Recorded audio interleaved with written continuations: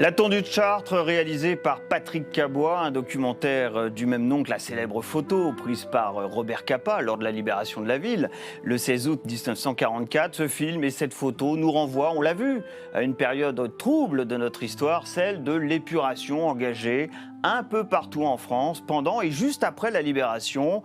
Une période qui aujourd'hui encore soulève bon nombre de questions auxquelles nous allons tenter maintenant d'apporter quelques réponses avec mes invités, en commençant avec vous, Fabrice Virgili.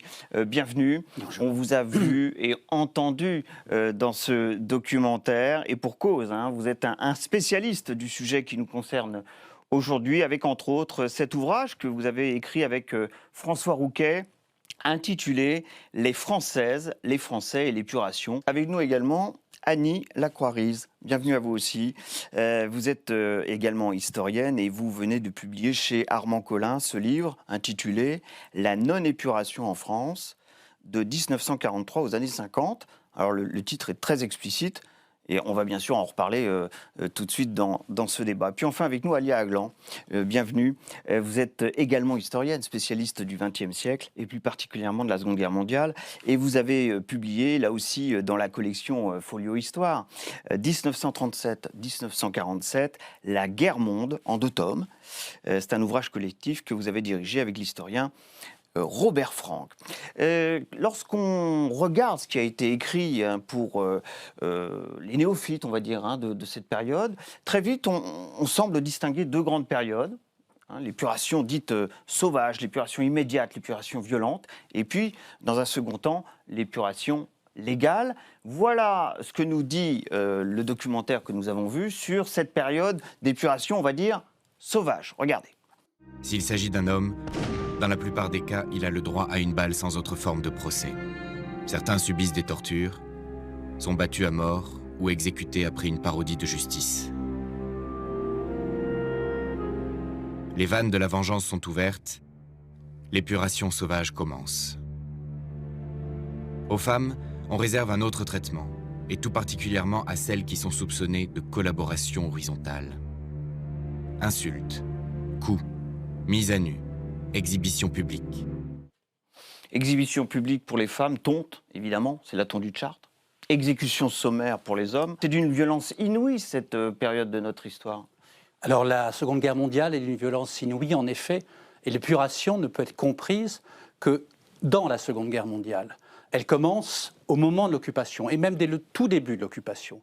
L'idée qu'il faut s'en prendre, qu'il faudra s'en prendre à ceux qui trahissent devant nos yeux, quand je dis nous, c'est les contemporains de l'époque évidemment, et qu'à ce moment-là, ils auront à rendre des comptes et on s'en prendra à eux de manière violente. Donc l'épuration, bien sûr, est violente parce qu'elle est dans ce grand moment de violence. Donc cette vindicte populaire, cette soif de vengeance que vous évoquez, elle vient de loin, elle vient peut-être de cette période de la Seconde Guerre mondiale, vous l'avez dit, peut-être même d'avant, certains disent des 34, des 36, cette période où les nationalistes, la droite nationaliste est très forte dans l'entre-deux-guerres. Et puis 36, le Front populaire, ça vient d'aussi loin que ça, cette épuration qu'on a vécue à la Libération. Alors ça vient aussi de là. Je crois que ce phénomène où finalement la population française va pouvoir enfin agir massivement à la fin de l'occupation est le croisement de multiples motivations. Certaines qui remontent effectivement au Front populaire ou à l'entre-deux-guerres, d'autres vraiment au temps de l'occupation. On dit souvent c'est des règlements de compte, comme si c'était une histoire de gangsters. Non, les règlements de compte ne sont pas là une histoire de gangsters. C'est parce qu'il y a des comptes à régler. On a vu pendant ces années-là des gens bien se nourrir alors que c'était la pénurie, fréquenter les Allemands alors qu'ils occupaient le pays, s'engager auprès des Allemands, et évidemment, beaucoup de gens veulent s'en prendre à eux à ce moment-là. Alors on traque les collabos. J'ai le chiffre d'environ, bien sûr, à mon avis c'est une estimation, de 10 000 exécutions sommaires attribuées à la résistance ou à des groupes inorganisés dans les maquis. C'est à peu près les chiffres qu'on retient aujourd'hui sur cette période précisément du début de l'épuration dite sauvage. Violente, ça correspond, ces chiffres correspondent à la réalité aujourd'hui. Tout le monde est à peu près d'accord sur ces chiffres, sur les exécutions sommaires. Ce sont les chiffres établis par les historiens et vous en avez un qui a particulièrement travaillé sur ce sujet. Mais pour revenir à cette question de L'épuration, c'est moins une période qu'un processus, parce qu'en réalité, l'épuration, d'abord, elle est annoncée, elle est préparée, elle est promise, y compris dans les textes clandestins de l'été 40, quand on voit des jeunes filles bavarder ou lier commerce avec les Allemands. Jean Texier, dans les conseils à l'occupé de juillet 40, qui est une feuille clandestine qui va circuler, dit, regarde bien à quel endroit tu pourras, en gros, lui donner une fessée. Enfin, c'est un peu ce qui est dit. Donc la punition pour celle qui va trahir, celles et ceux qui vont trahir, elle est annoncée. Et le processus légal, il est mené en fait depuis Alger, puisque vous savez que l'Algérie, 3 départements français sont libérés après l'opération Torche en novembre 42. Et donc le pouvoir qui va s'installer à Alger, après quelques péripéties d'autorité, de changement d'autorité, va juger. Et pas n'importe qui. Le premier à être jugé, c'est Pierre Pucheux, qui a été ministre de l'Intérieur, qui, en se ralliant à Giraud, pensait passer au camp dit de la dissidence et qui, en fait, à peine arrivé à Alger, est arrêté, passé en jugement. Et il y a d'autres jugements à Alger, les tortionnaires des camps d'Afrique du Nord, la phalange africaine, et évidemment les amiraux félons. Donc tout le processus, si vous voulez, de cours de justice, de tribunaux militaires fonctionne déjà depuis Alger. Mais dans l'été 44, on ne parle pas de tribunaux militaires. Pas du tout, mais on parle de cours martiales installées dans des maquis, semble-t-il. Et là, qui juge en réalité? Qui exécute en réalité dans les maquis? On ne le sait pas vraiment parce que tout ce qui a été sommairement fait, mais vous savez, la milice, avant le débarquement, arrive dans la cour de la prison de la Santé, se constitue en tribunal, juge et exécute immédiatement des résistants au sein même de la prison. Et donc, vous voyez, on a de toute façon, pour toute cette période de l'occupation, un problème d'anomie, on a un problème de normes. Et l'été 44 correspond justement à cette espèce de flottement. Qu'est-ce qu'il était digne d'avoir comme comportement? Et quand, ou la rumeur, ou l'enquête, ou en tous les cas la voix publique désigne telle ou telle femme, ou collaborationniste, ou homme réputé tel, la foule va se présenter à son domicile et organise des scènes moches comme celles qu'on voit dans le film, qui sont ultra violentes, ce qui n'empêche pas ensuite le ou les désignés de passer en justice. Je me tourne vers vous. J'ai cité votre livre tout à l'heure, La non-épuration en France. Et 1943 aux années 50. Alors commençons par 1943, si vous voulez bien, et puis on va dire été 44, automne 44. Est-ce que vous diriez qu'il y a eu une non-épuration en France entre 43 et l'automone 44, avec les chiffres que j'ai cités quand même. Alors les chiffres que vous avez cités, c'est-à-dire les environs de 10 000 morts, dites exécutions sommaires, sont des chiffres qui sont décortiqués. Avant de l'avoir été par les historiens, ils ont été établis de manière très formelle au début des années 50 par les statistiques du ministère de l'Intérieur et du ministère de la Justice, avec des de toutes petites variations. Mais ce qui est surtout important... Mais si vous considérez qu'il y a une non-épuration sur cette période, pour reprendre le titre de votre livre? Il faut d'abord évidemment que je parte du documentaire et de votre césure, qui est conforme à celle des documentaires, c'est-à-dire que la période immédiatement consécutive à la libération ou accompagnant la libération aurait été caractérisée par une épuration sauvage. Cette épuration dont nous voyons le symbole, le documentaire étant présentant une image très pitoyable de la tondue de Chartres. Mais alors peut-être que sauvage, le mot est mal choisi, je dirais immédiat, l'épuration immédiate. Vous avez tout à fait raison de reprendre l'épuration sauvage. Elle a envahi le champ depuis une vingtaine d'années, et même 25. Il n'est plus question que de ça, pour d'ailleurs être opposé à ce qu'on appelle l'épuration légale d'un état de droit, qui voudrait une épuration, qui voudrait une rénovation de l'appareil d'État. Alors ça, on va y revenir. Oui. Alors, mais sur l'épuration immédiate, je reviens à cette épuration et à vos chiffres. Il faut d'abord remarquer que de vos chiffres, les deux tiers de ces 10 000 ont été des exécutions dites sommaires qui ont eu lieu avant la libération et avant la libération de Paris. Ce qui veut dire qu'il reste 3000 dites exécutions sauvages. Alors je voudrais rappeler quelque chose qui a fait d'ailleurs que j'ai intitulé mon ouvrage « La non-épuration » et que je l'ai commencé par une définition de l'épuration.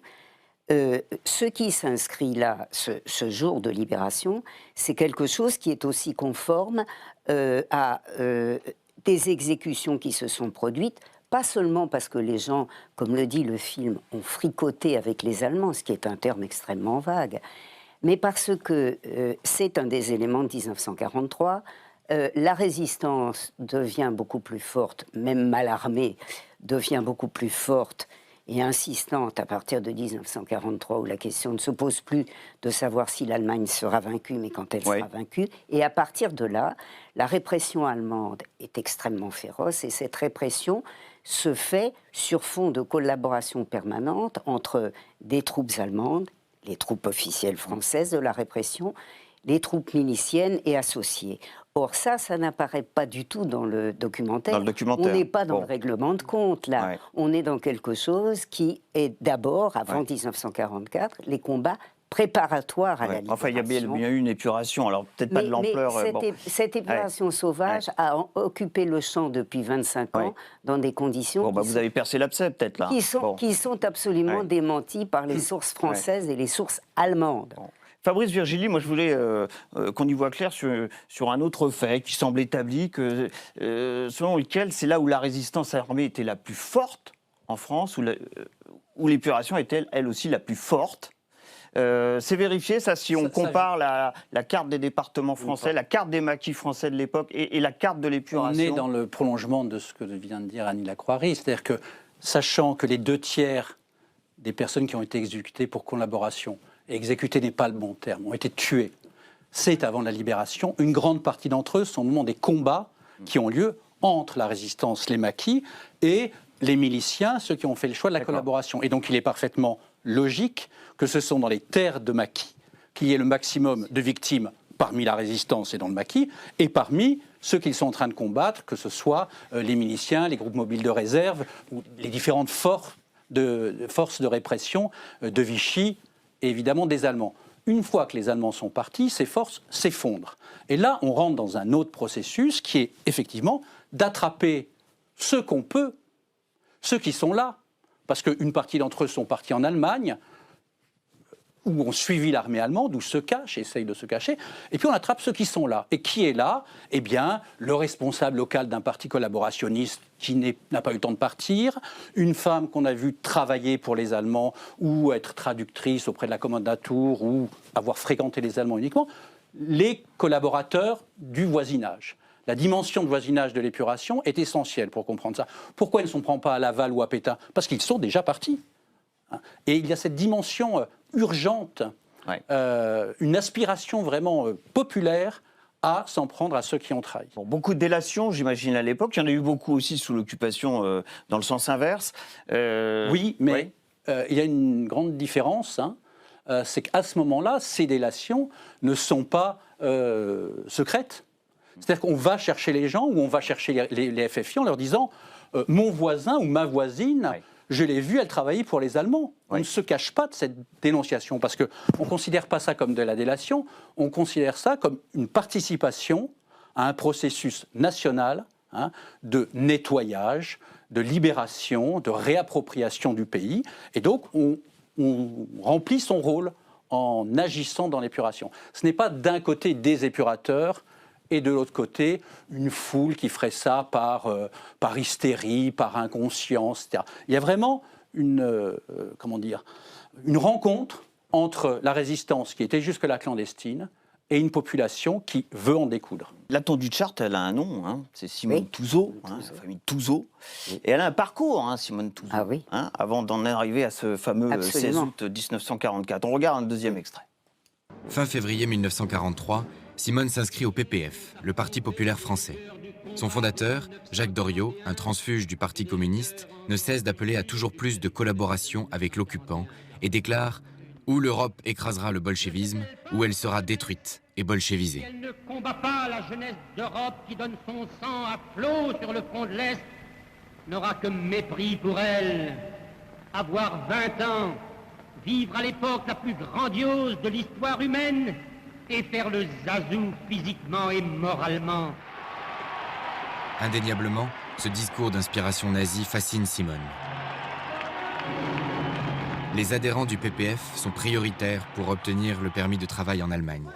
Oui, bah, effectivement, c'est une militante du national-socialisme, Simone Touzeau. Alors, vous l'avez évoqué, hein, concernant les profils. Oui, c'était des militants collaborationnistes, des supplétifs des Allemands, des représentants des forces de l'ordre de Vichy, ça c'est pour les hommes. Puis du côté des femmes, il y a la fameuse collaboration sexuelle. Collaboration dite horizontale, les employés de bureau, de service, les commerçantes, les restauratrices, les hôtelières, voilà les profils de ceux qui étaient désignés comme collabos, qui avaient probablement, pour la plupart d'entre eux, réellement collaboré. Oui, c'est très intéressant le parcours qui est reconstitué dans le documentaire de Simone, parce que ça correspond à un moment historiographique où finalement la lumière a été mise sur cette collaboration des femmes dite horizontale, parce que c'est elle qu'on tond avec ces spectacles de rue absolument monstrueux. Et en même temps, dans les travaux historiographiques, on a longtemps oublié la collaboration ordinaire des femmes. Et c'est ressorti il n'y a pas très longtemps.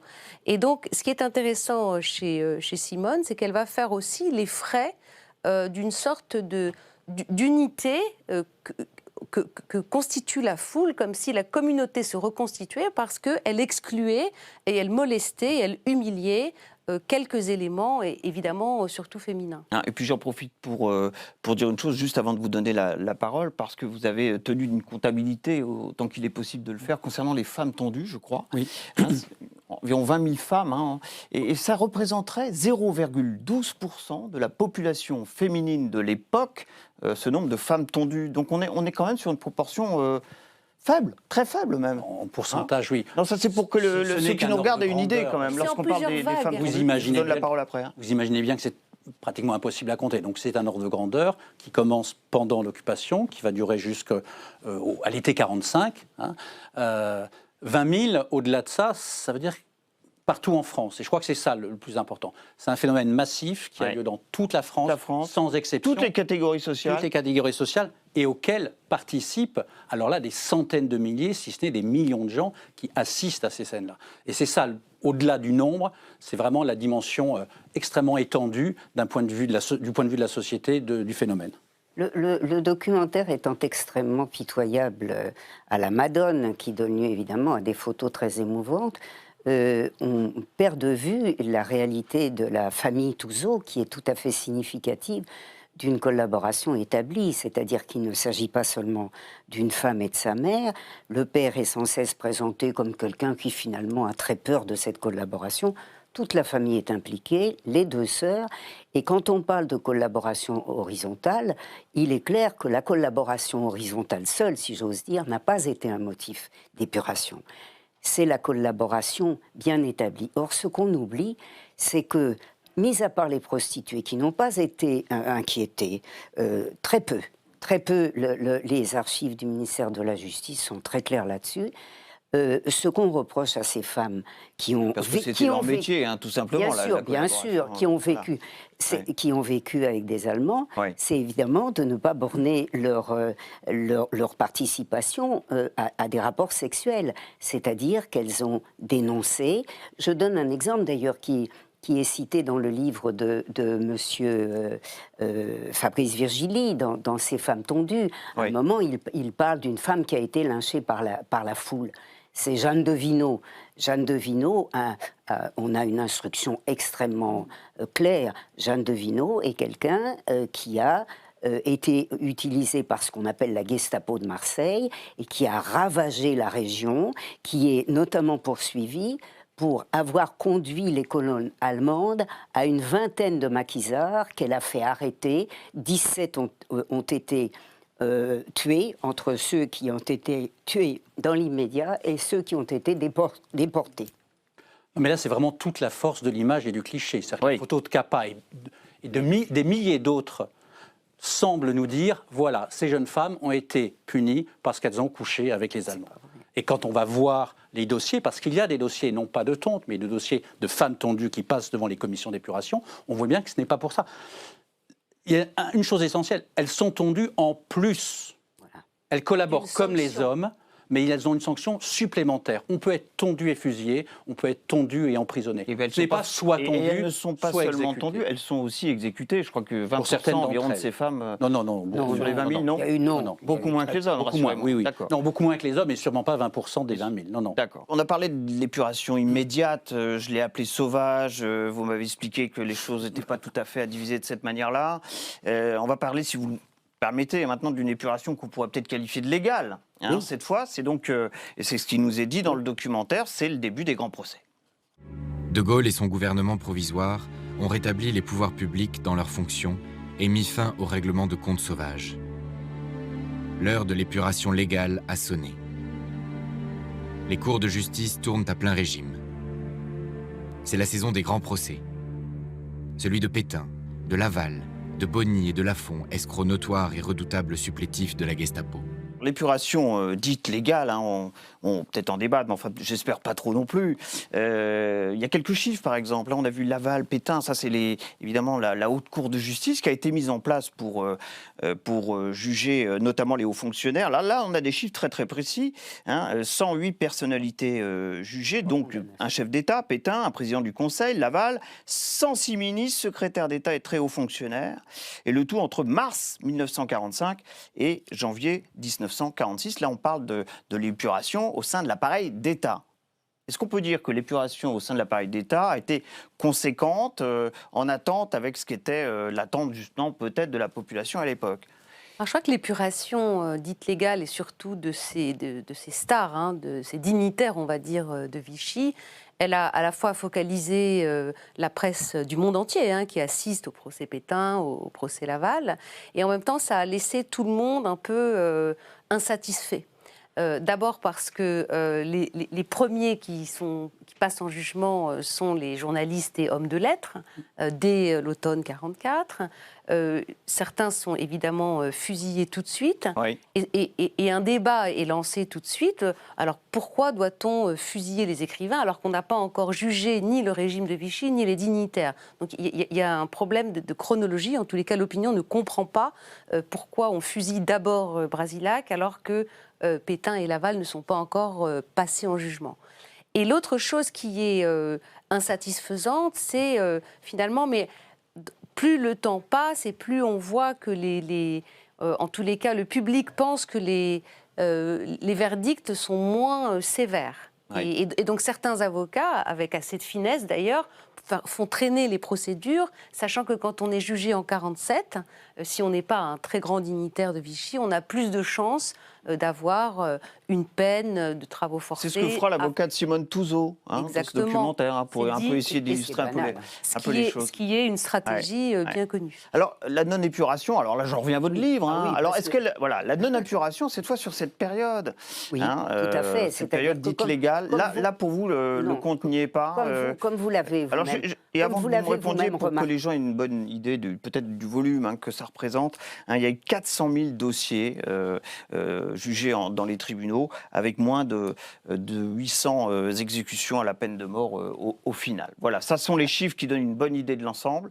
Oui. Ça vous paraît pas du tout suffisant Pas par du rapport à tout, ce qu'était parce que l'ampleur de la d'abord, collaboration en France? Il faut revenir à la chronologie que vous avez esquissée quand vous avez parlé du rôle d'Alger. Alors, je rappelle quand même que finalement, l'épuration légale, si j'ose dire, elle se définit d'abord à Alger. Elle se définit d'abord avant Alger, parce que les Américains eux-mêmes en donnent les linéaments avec les directives du 22 septembre 1942 de Roosevelt. Et les directives de Roosevelt sont très claires. Rien ne change, aucun changement, c'est-à-dire on ne touche pas à l'appareil civil, on ne touche pas à l'appareil militaire. D'accord. Et que dit De Gaulle? Que dit De Gaulle? Voilà, c'est très intéressant. Que dit De Gaulle? De Gaulle,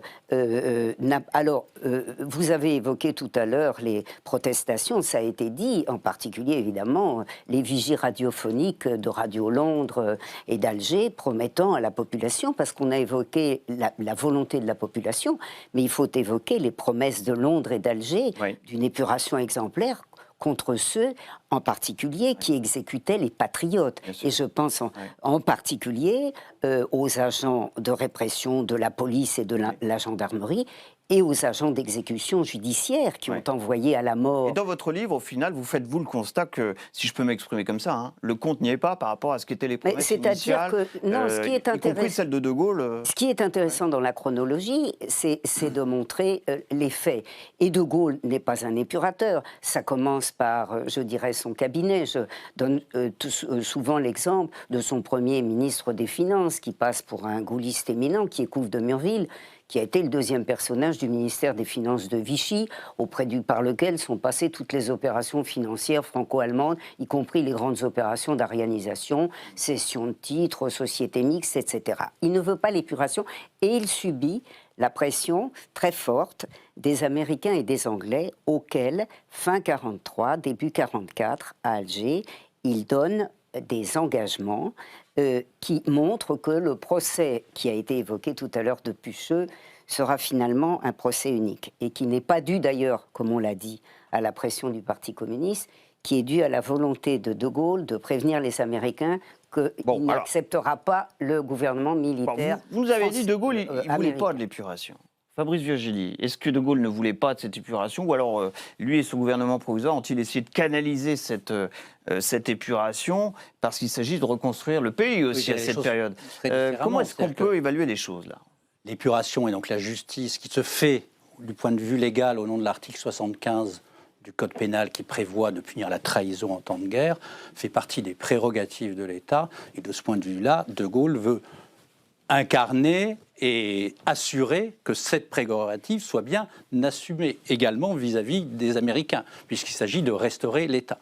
Ensuite, il y a un autre élément qui est bien entendu la crainte qu'il peut avoir et le combat politique qu'il mène, même s'ils sont alliés au sein de la résistance, des FFI et puis du gouvernement de la France libre, vis-à-vis des communistes. Et la crainte qu'il a, effectivement, et c'est vrai que cette crainte est partagée par un certain nombre de personnes, qu'il y ait une tentative de prise du pouvoir à terme par le Parti communiste. Et donc il oscille entre les deux. Mais c'est clair que l'épuration se déroule sous son gouvernement. Pucheux est condamné à mort à Alger, et c'est un signe très important vis-à-vis de Vichy, parce que c'est une manière de leur dire: vous ne pourrez pas tourner vos vestes, vous serez punis. Il y a d'autres condamnations à mort, on les a vues. Pourquoi est-ce qu'on commence par les journalistes avant de s'en prendre à Laval et à Pétain? Parce qu'à ce moment-là, Laval et Pétain sont encore en Allemagne en octobre 1944. Ils sont à Sigmaringen. Et pourtant, il y a une demande, le temps de mettre en place les cours de justice, de faire les dossiers. Parce qu'on se dit toujours, ah oui... De trouver les juges, hein, j'ai appris ça aussi, hein, parce qu'ils avaient tous fait serment à Pétain. Souvent, ce sont des dossiers vides, mais il y a des enquêtes. C'est-à-dire que, non, quand on travaille, on le sait tous, quand on travaille sur ces dossiers, ces archives, ce ne sont pas des dossiers vides, ce sont des dossiers où il y a, dans un temps, certes, beaucoup plus bref qu'en temps de paix, mais on est quand même en 44-45, on va chercher des preuves, on va alimenter pour que ces procès aient lieu. Et donc, c'est tout ce processus. Alors ensuite, c'est vrai, Alia Aglan le disait justement tout à l'heure, c'est plus un processus qu'un moment, l'épuration. Et donc, ce processus a des rythmes différents, effectivement. Et petit à petit, la sévérité, une fois assurée la non-prise du pouvoir par le Parti communiste et le rétablissement des autorités républicaines, il y a tendance justement, à ce moment-là, à beaucoup plus d'indulgence et beaucoup plus de grâce. De Gaulle a un rôle important dans les grâces. Alors vous dites les peines des rythmes commuées. différents. Des peines commuées, pardon. Sont très nombreuses. Et des ampleurs différentes. Alia Aglan, est-ce Les que vous avez en tête quelques comparaisons? Il semblerait que l'épuration était très forte aussi, par exemple en Belgique, en Norvège, aux Pays-Bas, au Danemark, autrement assez semblable à ce qui s'est passé en France. Alors, là, je parle de l'Europe de l'Ouest, hein, bien sûr. Oui, il y a des historiens qui ont comparé, par exemple, le taux de condamnation effective et exécutée par rapport aux chiffres de la population. Et la France n'arrive pas du tout en tête dans ces classements. On est plutôt parmi...